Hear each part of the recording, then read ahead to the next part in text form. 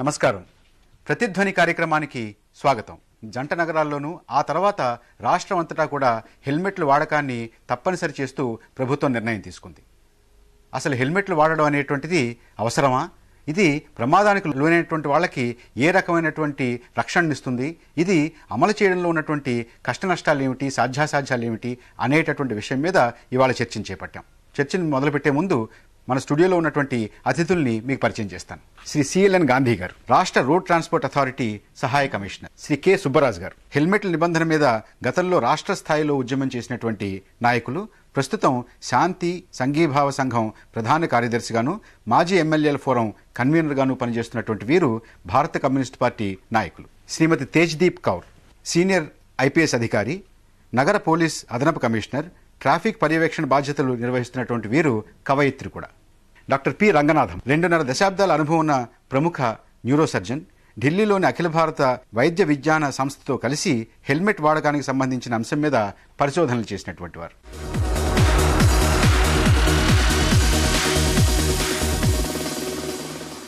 ఈ 2 నెలలు తక్కువ రేట్లకు మిగిలినన్నిటికంటే తక్కువ రేట్లకు అందించారు. నో చలాన్స్. ఇప్పుడు ఈ క్లాసులు నేను వెళ్ళాలి అట్లనే సార్ పోవాలండి సార్, క్లాసులు ఎక్కడ ఉద్యోగం సార్ మరి అట్లా కాదు.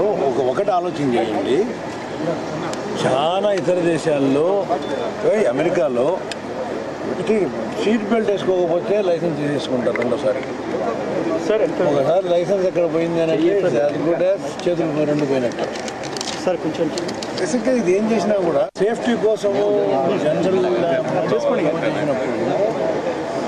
కొన్ని రెసిస్టెన్స్ ఉంటుంది. మిగిలిన అన్ని సిటీస్లో వేసుకుంటున్నారండి, కేవలం హైదరాబాద్లోనే వేసుకోవడం, అన్ని మెట్రోపాలిటన్ సిటీస్లో వేసుకుంటున్నారు. ప్రతి నెల ఎంతమంది చచ్చిపోతున్నారంటే హైదరాబాద్ రోడ్స్లో ప్రతి నెల కనీసం 1000 మంది చచ్చిపోతున్నారు సార్. ఇక్కడ ఓన్లీ హెల్మెట్స్ వల్ల ట్రాఫిక్ రెగ్యులేటింగ్ సిస్టమ్ మన దగ్గర లేదు.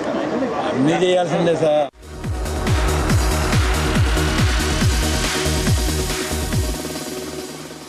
డాక్టర్ గారు, మీతో ప్రారంభిద్దాం. అసలు హెల్మెట్ అనేటటువంటిది అవసరమా? భగవంతుడు ఇచ్చిన అన్ని అవయవాల్లో మెదడు అన్నది అతి ముఖ్యమైన కేంద్రం.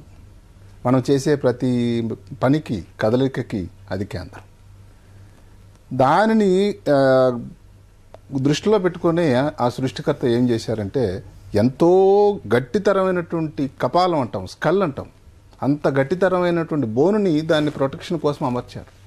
ఇప్పుడు గత సంవత్సరం జరిగినటువంటి యాక్సిడెంట్లే తీసుకోండి. ఒక 350 మంది ఇట్లా దగ్గర యాక్సిడెంట్లు అయినట్టయితే అందులో 160 మంది ఇది 2 ద్విచక్ర వాహనదారులకి తలకి గాయం తగిలి మరణం సంభవించిందంటే దాంట్లో ఉన్నటువంటి ఎంత ఇంపార్టెన్సో మనం దాన్ని అర్థం చేసుకోవచ్చు.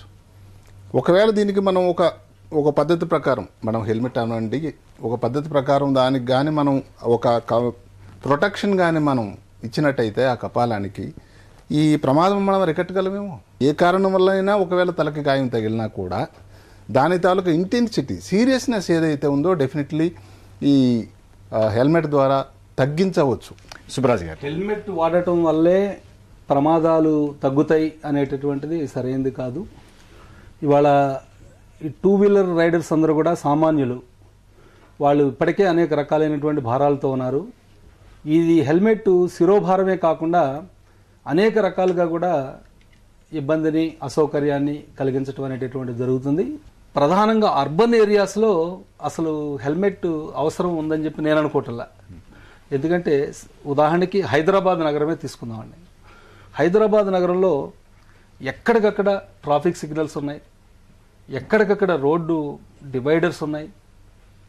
అందువలన ప్రమాదం జరగడానికి అసలు స్కోపే లేదు సిటీ లిమిట్స్లో. అందువల్ల ఇది అనేక రకాలుగా అదనంగా వినియోగదారులని ఇబ్బంది పెట్టడానికి దోహదపడేటటువంటి పద్ధతుల్లో ఉండేటటువంటి చర్య తప్ప, చట్టంలో అనేకం ఉన్నాయి, అనేకం అమలు చేసుకోవాలనుకుంటే చేయొచ్చు. కానీ ఈ హెల్మెట్ అనేటటువంటి దాని మీద ఇంకా అనేక రకాలుగా కూడా ప్రచారం జరగాలి. అలాగే అవేర్నెస్ తీసుకురావడానికి కావాలి. తేజ్దీప్ కౌర్ గారు, మీరు ట్రాఫిక్ని పర్యవేక్షణ చేస్తున్నారు, చూశారు. అసలు హెల్మెట్ వల్ల నిజంగా వాహనదారుడికి రక్షణ దొరుకుతుందా? నాకెంతో దుఃఖము, ఈ యాక్ట్ 1988లో వచ్చింది. కానీ ఇప్పుడు హైదరాబాద్లో 2004లో ఇంకా మేము డిబేట్ చేస్తున్నాము, హెల్మెట్ ఉండాలే ఉండొద్దు. It is a very sad feature. Vehicle purchase చేసేటప్పుడు 2-వీలర్ కానీ, సైకిల్ కానీ, మౌంటైన్ బైక్ కానీ, you have to buy a helmet, అది కంపల్సరీ. తర్వాత ఇండియాలో కూడా చూస్తే ఢిల్లీ, కాల్కటా, ముంబై, బెంగళూరు, చెన్నై, ఈ సిటీస్ ఎప్పుడో 5 years బ్యాక్ నుంచి హెల్మెట్ కంపల్సరీ చేసి, ఇద్దరికి, రైడర్కి, పిలియన్ రైడర్కి కంపల్సరీ చేసి వాళ్ళు ఎన్ఫోర్స్ చేస్తున్నారు. కానీ ఎన్నో కారణాల వల్ల అంటే మీరు ట్రాఫిక్ చూస్తున్నారు కదా, ఏదైనా ప్రమాదం జరిగితే హెల్మెట్ నిజంగా అతనికి రక్షణనిచ్చేటటువంటి పరిస్థితి మీరు చూసారు? అది మిగతా చోట్ల ఉన్నాయి లేదనేటువంటి ఎన్నోసార్లు చూశాను. ఇప్పుడు మీరు 2 కొబ్బరికాయలు తీసుకోండి, ఒకరు కొబ్బరికాయ టెంపుల్కి తయారు చేసిన మొత్తం పీసులు తీసుకున్న రెడీ కొబ్బరికాయ పైనుంచి వేయండి, అది ఎలా పగులుతుంది. తర్వాత ఒక కొబ్బరి బొండా తీసుకోండి, మనము నీళ్లు తాగుతాం, దానికి వేయండి పైనుంచి, మీకు ఇంట్లో వేసి చూసుకోవచ్చులే. హెల్మెట్ లేకుండా తల ఎలా ఉంటుంది, హెల్మెట్తో ఉన్న తల ఎలా ఉంటుంది. కొబ్బరి బొండా, కొబ్బరికాయ రెండిట్లో తేడా ఏంటి? ఆ తేడా వితౌట్ హెల్మెట్, విత్ హెల్మెట్. ఇప్పుడు మేము ఎన్నో యాక్సిడెంట్స్ చూసాము. తర్వాత డాక్టర్ గారు చెప్పినట్లు బ్రెయిన్ని రీప్లేస్ చేయడానికి లేదు, రీసైకిల్ చేయడానికి లేదు, రిపేర్ చేయడానికి లేదు. నా సొంత కూతురు క్యాన్సర్, బ్రెయిన్ క్యాన్సర్తో చనిపోయింది. అప్పుడు నేను అమెరికా ఆమెను తీసుకుపోయినప్పుడు డాక్టర్స్ ఏమన్నారు, అమ్మా ఆ క్యాన్సర్ ఏదన్నా శరీరంలో వేరే భాగానికి వస్తే మీ కూతుర్ని మేము ఎలా what ever possible we could have made her live, కానీ ఇప్పుడు బ్రెయిన్కి వచ్చింది కాబట్టి ఏం చేయడానికి లేదు. గాంధీ గారు, చట్టపరమైనటువంటి అంశాలు ఏమిటి ఇందులో?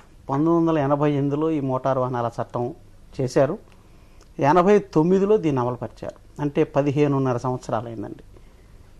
ఈ చట్టంలో సెక్షన్ 129 ప్రకారం బండి మీద ప్రయాణం చేస్తున్నటువంటి రైడరు, అతని వెనకాల కూర్చున్నటువంటి పిలియన్ రైడరు ఇద్దరు మ్యాండేటరీలీ అంటే కంపల్సరీగా తప్పనిసరిగా ప్రొటెక్టివ్ హెడ్ గేర్ను ధరించాలి. ధరించకుండా ప్రయాణం చేయకూడదు. మినహాయింపు ఒక్కరికే ఇచ్చారు. సిక్కులకి వాళ్ళకి జుట్టు ముడి వేసుకునే టర్బాన్ ఉంటుంది కాబట్టి అదే ఒక ప్రొటెక్టివ్ హెడ్ గేర్గా పనిచేయగలిగిన అవకాశం ఉంటుంది కాబట్టి వారికి ఒక్కరికి మినహాయింపు ఇచ్చారు. చట్టబద్ధతని మాత్రం ఇంతవరకు ఏ కోర్టు కూడా దీన్ని నిరాకరించలేదు. కొంతమంది అసోసియేషన్లు వెళ్ళారు, కొంతమంది వెళ్ళారు. అన్ని కోర్టులు కూడాను మీ హెల్మెట్ యొక్క చట్టబద్ధతని ఆమోదిస్తూ అంగీకార ముద్ర వేశారు. ఇన్ఫ్యాక్ట్ సైకిల్ మీద వెళ్ళే వాళ్ళు కూడా కంపల్సరీ హెడ్ గేర్ ధరించాలన్నది అన్ని దేశాల్లోనూ ఉంది. ఇంకా మనం ఆ స్థాయికి ఎదగలేదు. మిగతా దేశాల్లో లేనటువంటి అభ్యంతరాలు, మిగతా పట్టణాల్లో లేనటువంటి అభ్యంతరాలు హైదరాబాదు, ఆంధ్రప్రదేశ్ వచ్చేటప్పటికి ఇంత పెద్ద ఉద్యమం చేసి దీన్ని ఏమైనా సరే ఉండకూడదు అనేటటువంటి చెప్పాల్సినటువంటి అవసరం ఏముంది? విదేశాల్లో కూడా ఉందనేటటువంటిది చెప్తున్నారు. విదేశాల్లో చాలా పరిమితమైనటువంటిది ఈ 2-వీలర్స్ అనేటటువంటిది వెరీ నామినల్ తప్ప ఇంకొకటి కాదు. అలాగే భారతదేశంలో కూడా మెట్రోపాలిటన్ సిటీస్లో కొంత అమలు జరుగుతుంది. ఈ యాక్ట్ అనేటటువంటిది మన స్టేట్లో ఉన్న నేషనల్ వైడ్గా అన్ని స్టేట్స్లో కూడా అమలు జరపాలనేటటువంటిది ఉన్నది. కానీ అక్కడ ఉన్నటువంటి సాధ్యాసాధ్యాలు, అక్కడ ఉన్నటువంటి భౌతిక పరిస్థితులు, దానికి అనుగుణంగా అనేక రాష్ట్రాలు ఇప్పటికీ కూడా అమలు జరగట్లా. ఇక్కడ మన రాష్ట్రం వచ్చేటప్పటికి ఇంతకుముందు ఒకసారి ప్రయత్నం చేశారు, అనేక రకాలుగా హెల్మెట్స్ ధరించాలనేటటువంటిది. అప్పుడు గుణపాఠాలు ఏంటంటే ఆ ప్రయత్నం చేసినటువంటి సందర్భాల్లో పోలీస్ డిపార్ట్మెంట్కి, ట్రాన్స్పోర్ట్ అథారిటీకి విపరీతమైనటువంటి పద్ధతుల్లో చలాలను వేసి వినియోగదారులని ఇబ్బందులు పెట్టడం తప్ప మరొకటి జరిగినటువంటిది కాదు. ఈ రోజున హెల్మెట్ కొనాలంటే స్టాండర్డ్స్ ప్రకారం కనీసం 700 రూపాయలు, మళ్ళీ వెనకాల కూర్చున్నటువంటి వాళ్ళు కొనాలి. తేజ్దీప్ గారు, చట్టంలో ఇద్దరు వేసుకోవాలి హెల్మెట్ అని ఉన్నప్పుడు కూడా ఈ విషయం మంత్రి గారు, ట్రాన్స్పోర్ట్ మంత్రి గారు ఆయన దృష్టిలో ఒకటే అన్నారు. ఒకటి తర్వాత this is a necessity. When the doctor says blood test చెయ్యాలి, పోయి చేస్తున్నాము లేదు, చేస్తున్నాము. నాకు జబ్బు వచ్చింది, జలుబు అయింది, నేను పోయి డాక్టర్ గారు బ్లడ్ టెస్ట్ రాశారు, ఆ బ్లడ్ టెస్ట్ 250 రూపాయలు అవుతుంది, పోయి చేస్తున్నాము లేదు.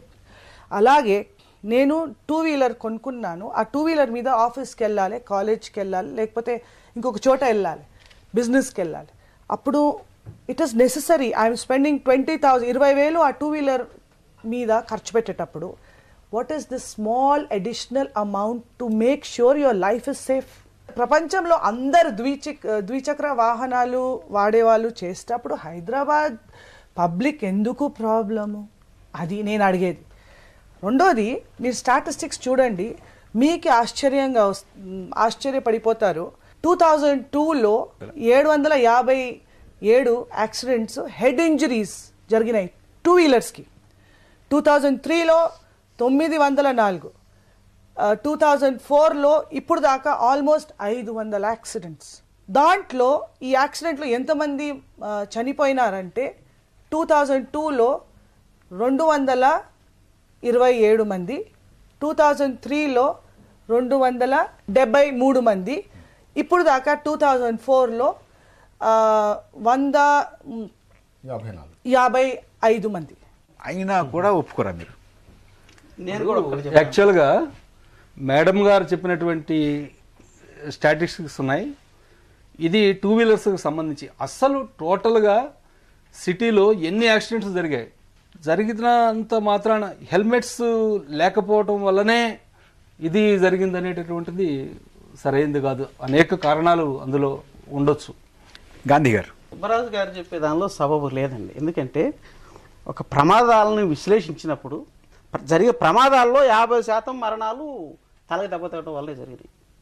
అంటే శిరస్త్రాణం పెట్టుకుంటే ఆ 50% మరణాలని మనం వేరే దెబ్బలుగా కన్వర్ట్ చేయగలిగి ఉండేవారు. 1989లో మన రాష్ట్ర ప్రభుత్వం దాన్ని ఆప్షనల్ చేసింది కొన్ని కారణాల వల్ల. హైకోర్టు వారు అలా ఆప్షనల్ చేయటం చట్ట విరుద్ధం అని ఉత్తర్వు ఇవ్వటమే కాకుండా అసలు ఎందుకు దీన్ని హైదరాబాదులో కానీ ఆంధ్ర రాష్ట్రంలో కానీ అమలుపరచడం లేదు అని శిక్షార్హమైన నేరంగా కంటెంప్ట్ ఆఫ్ కోర్టు నోటీసు మాకు ఇచ్చారు. మేము కోర్టు ముందు అయ్యా మేము దీన్ని అమలు పరుస్తున్నాం అని చెప్పుకుని శిక్ష నుంచి బయటపడ్డాం. హెల్మెట్లు నిబంధనలు అనే అంశం మీద చర్చను చూస్తున్నాం. ఇప్పుడు ఒక చిన్న విరామం.